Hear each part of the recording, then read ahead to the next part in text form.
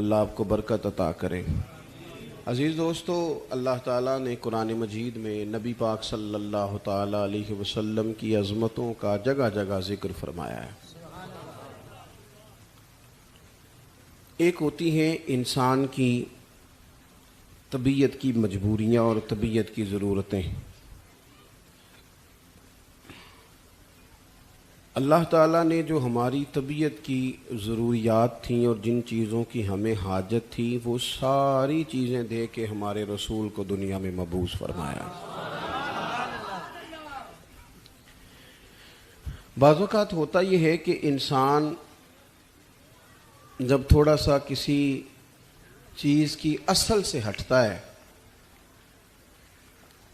جس چیز کی اسے ضرورت ہوتی ہے اس چیز کے علاوہ چیزوں کو استعمال کرتا ہے، اگرچہ وہ چیزیں درست بھی ہوں۔ مثلاً اگر آدمی کوئی زیادہ ہی مرچ مسالہ کھانے لگے، روز فاسٹ فوڈ کھانے لگے، جائز تو ہے کھانا، لیکن وہ روز کھائے گا تو صحت بگڑ جائے گی۔ اس کو غذا کی ضرورت ہے، لیکن غذا بھی تو وہ ہونی چاہیے نا جو اس کی صحت کے لیے ٹھیک ہو۔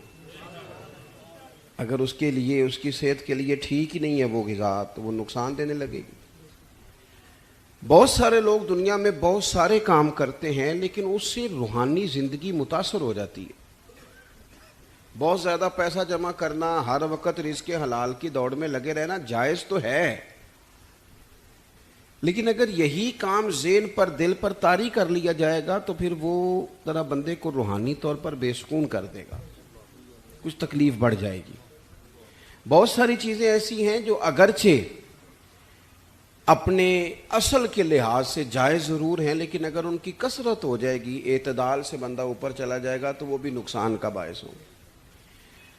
ہماری نہ کچھ عادات ہیں، ہمیں کچھ ضروریات ہیں۔ ہم سب سے زیادہ پریشان اپنی عادتوں سے ہوتے ہیں۔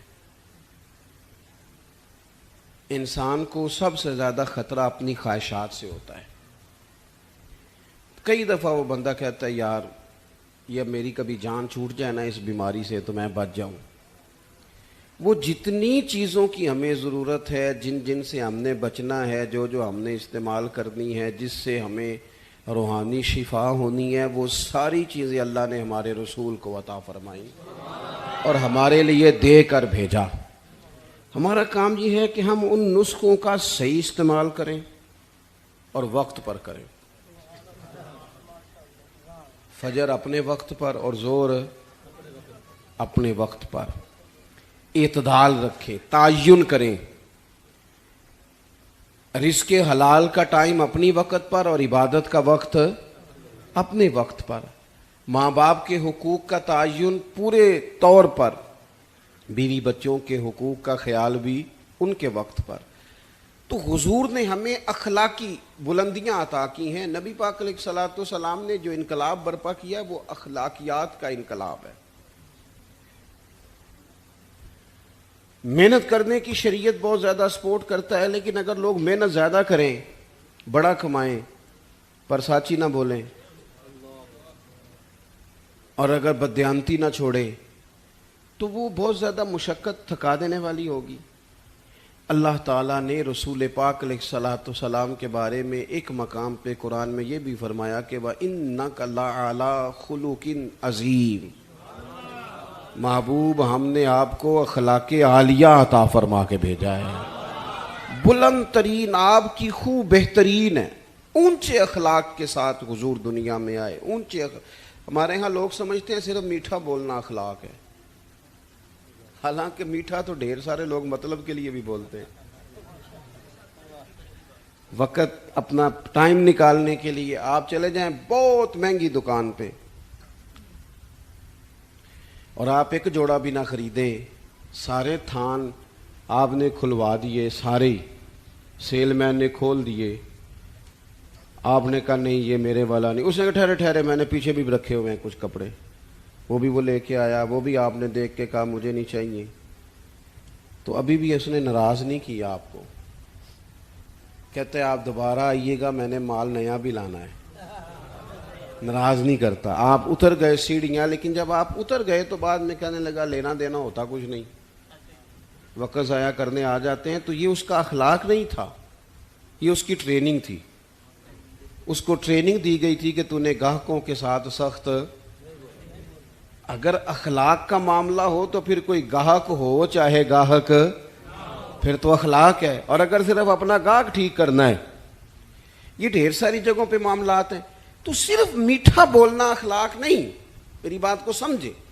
عادات کا سنور جانا، طبیعت میں صبر کا آنا، حوصلے کا آنا، وقار کا آنا، سچ بولنا، صرف حلال کھانا، اپنی زندگی میں دوسروں کے بارے میں اچھی سوچیں رکھنا، خواہشات پر کنٹرول کرنا، تحمل مزاجی، بردباری، معاملہ فہمی، ان ساری چیزوں کا نام اخلاق ہے.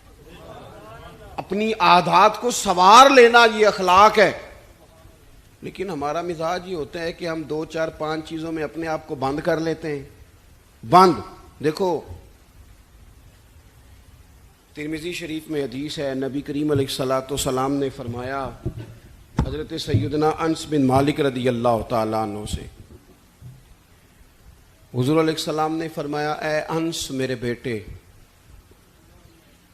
اگر تجھ سے ہو سکے تو صبح اس حال میں کرنا کہ تیرے دل میں کسی کا بغض نہ ہو. سویرے اٹھ کے اپنے دل پر نظر ڈالیں، اپنے آپ سے پوچھیں. صوفیاء کہتے ہیں رات کو بھی پوچھو، صبح بھی پوچھو، اپنے آپ سے پوچھو، دن میں کئی دفعہ پوچھو. حضور کا یہ فرمان بتاتا ہے. فرمایا ہو سکے تو صبح اس حال میں کرنا کہ تمہارے دل میں کسی کا بغض نہ ہو. اگلے لفظ کیا ہیں حدیث کے؟ حضور فرمانے لگے یہ میری سنت ہے. دل صاف رکھنا یہ میری سنت ہے. اور فرمایا جس نے میری سنت سے محبت کی اسی نے مجھ سے محبت کی ہے. یہ میری سنت ہے دلوں کی صفائی. ہم کیا سمجھتے ہیں کہ صرف مسواک کرنا ہی سنت ہے. اور بھائی مسواک لے کے دانت صاف کرنا بھی سنت ہے اور دل صاف کرنا بھی سنت ہے. انسان کا وجود دوسروں کے لیے نفع بخش ہو، یہ بھی حضور کا طریقہ ہے. اعلیٰ ترین اخلاقی بلندیاں، اعلیٰ ترین، یعنی انسان اس کے معاملات جو ہوں وہ بہترین ہوں. مسلمان صرف وہ نماز کے ٹائم نہ ہو، مسلمان وہ صرف محفل کے ٹائم نہ ہو، مسلمان حج عمرہ ان موقع پر مسلمان نہ ہو، بلکہ جب وہ لین دین کرے تب بھی وہ مسلمان ہو. جب وہ کسی کے ساتھ سودا طے کرے، تجارت کرے، تو پھر بھی وہ یہ نہ کہ ایک اسٹامپ پہ لکھا ہوا ہے، یہ لکھا ہوا ہے کہ جناب اگر اس نے پیسے نہ دیے تو یہ ڈبل واپس کرے گا، اگر یہ بیانہ واپس کرے گا تو پھر ساتھ جگہ نہیں دے گا تو پھر ڈبل دے گا. لکھا ہوتا ہے نا اسٹامپوں پہ. بھائی لکھنا اور ہے اور شریعت کی اجازت اور ہے. اپنی مرضی سے اپنے مزاج کے مطابق لکھ دیا یہ ناقابل واپسی ہے. آپ نے کیوں قانون بنایا؟ قانون تو رب رسول نے بنا دیے تھے، نئے بنانے کی کیا ضرورت تھی؟ تو اپنی زندگی میں اخلاقی بلندی، کردار کا حسن، محبت، وارفتگی، ہم سب کا کچھ نہ کچھ پروٹوکول ہو گیا ہے. ہر بندے کا کچھ نہ کچھ پروٹوکول ہے. جس کے 3 شاگرد بھی ہیں نا وہ بھی بڑی مصیبت میں ہے کہ جوتے کوئی دوسرا ہی اٹھائے گا، چاہے 3 ہی ہوں.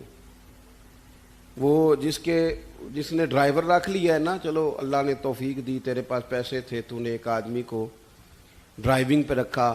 اب اس کا خیال ہوتا ہے کہ گاڑی کا شیشہ بھی نا، میرا دروازہ بھی ڈرائیور ہی بند کرے، کیونکہ یہ تنخواہ جو لیتا ہے. او خدا کے بندے، یہ مفت کی مصیبت ہے، اپنے گلے ڈال لی ہے پروٹوکول کی. اس سے باہر آنا چاہیے. زندگی میں انسان خیال کرے. جی مجھ سے کچھ کہے؟ اچھا، کسی نے اگر کبھی ہمارے ساتھ ربط کیا ہے تو وہ بندہ محسوس کرے، ہماری طبیعت بوجھ نہ بنے، ہمارا لہجہ، ہمارا انداز خوبصورت ہو. اللہ تعالیٰ کسی بندے کو اگر کوئی چیز عطا کرتا ہے تو اپنے فضل سے عطا کرتا ہے. گھر میں 4 لوگ ہوتے ہیں، 4 بیٹے، سب کی آواز خوبصورت نہیں ہوتی. ایک بھائی کی سریلی ہوتی ہے، اللہ اسے نعت خواں بنا دیتا ہے. اب یہ سریلی آواز پیسوں سے بھی نہیں ملتی، محنت سے بھی نہیں ملتی، خدا کے تو شکر کرنے کی بجائے لوگ اپنی آواز کا ریٹ رکھ لیتے، اس کا ریٹ لگا لیتے ہیں، کہتے ہیں اتنے میں دوں گا۔ او بھائی یہ تو نے خریدی ہے، کیا بات کرتا ہے؟ یہ تقریر، واعظ و نصیحت یہ خدا کا فضل ہوتا ہے۔ اللہ تعالیٰ کسی کو سپیکنگ پاور دے دیتا ہے، بات کرنے کا سلیقہ دیتا ہے، اس نے بیچنا شروع کر دیا۔ وہ کہتا ہے میں اتنے پیسے لوں گا۔ اپنی اصل کو جو لوگ یاد رکھتے ہیں ان کے دل اپنے رب کی بارگاہ میں جھکے رہتے ہیں، وہ ہر وقت ڈرے رہتے ہیں، ڈرے رہتے ہیں، سہمے رہتے ہیں، سہمے۔ بھائی کوئی دو چار بندے وچوں تقریر بھی تو سنو نا، سارے ہی موبائل چلان لگ پے ہو۔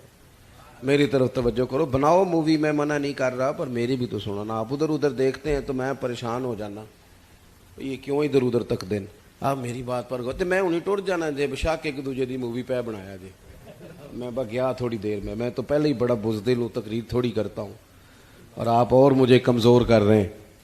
اور غور کریں عزیز بھائی، جب انسان سمجھتا ہے نا نعمت اللہ کی طرف سے ہے، پھر وہ جھک جاتا ہے، وہ ڈرتا ہے، پھر وہ کہتا ہے اوہو یار وہ فلانا بندہ مجھ سے زیادہ سیانا ہے، اس کے پاس اتنے پیسے نہیں ہیں، مجھے اگر اللہ نے دیے ہیں تو اس کا فضل ہے، مجھے نا کہانیاں نہیں سنانی چاہیے۔ میرے رسول پاک نا اعلیٰ اخلاق کی بات کرتے، اونچی بات کرتے۔ ایک شخص آ گیا حضور سے ملنے، بخاری میں حدیث کی اصل موجود ہے۔ عرب کے لوگ چونکہ اپنے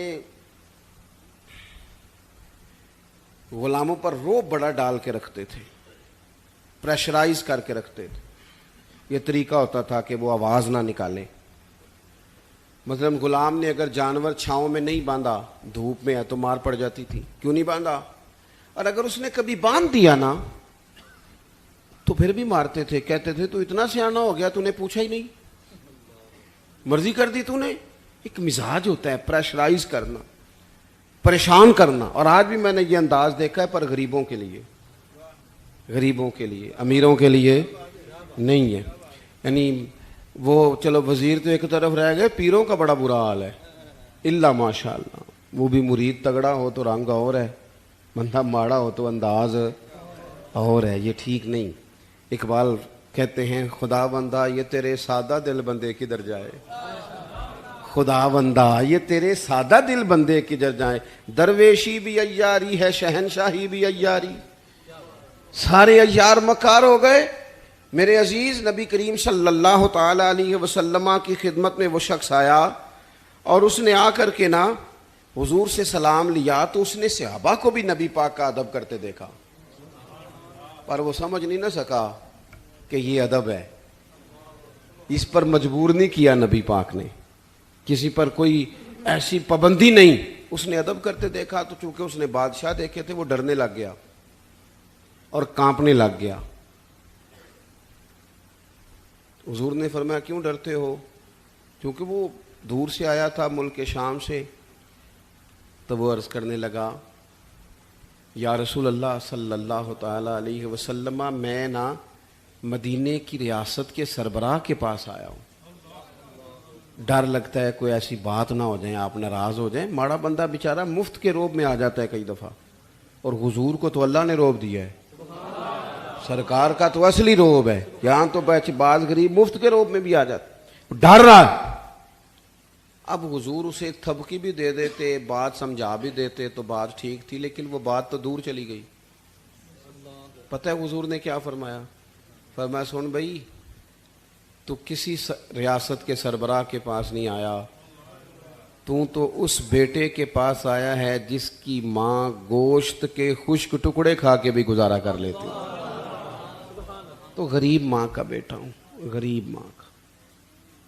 حضور نے بتلایا کہ کسی اخلاق یہ ہے کہ کسی شخص کو آپ کسی پریشر میں نہ ڈالیں، اسے پریشان نہ کریں، آپ کا وجود، آپ کی طبیعت کسی کے لیے بوجھ کا باعث نہ بنے۔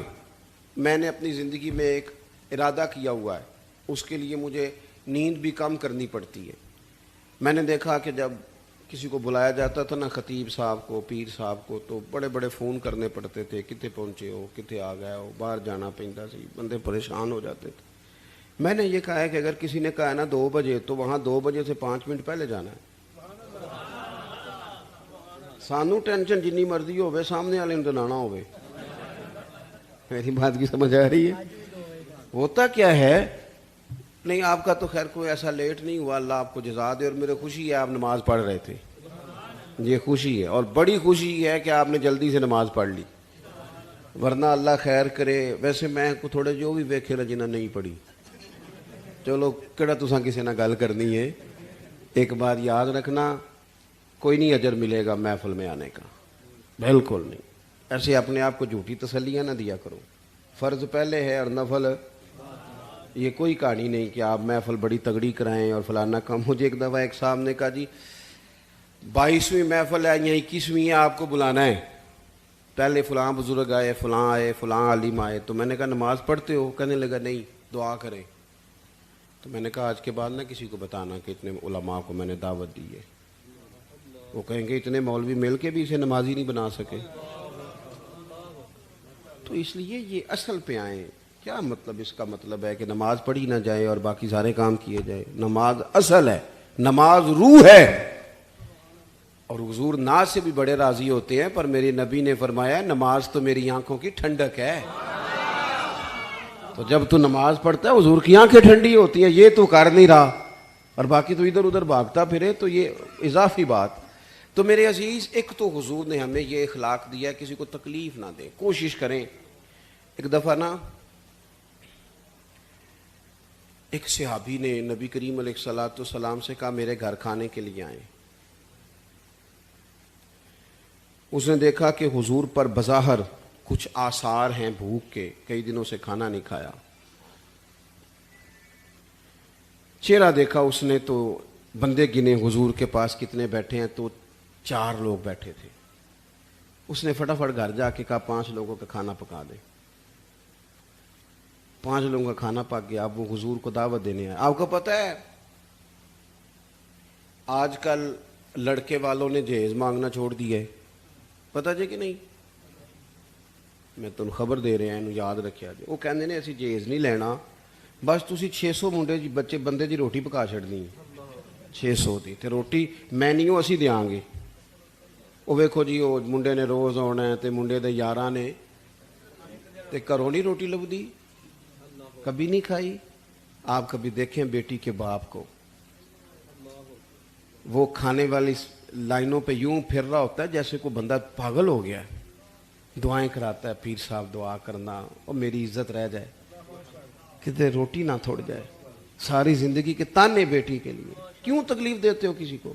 گھر روٹی نہیں ملتی، دعائیں کراتے پھرتے ہیں. دعائیں والا دیوانوں کی طرح بیچارہ وہ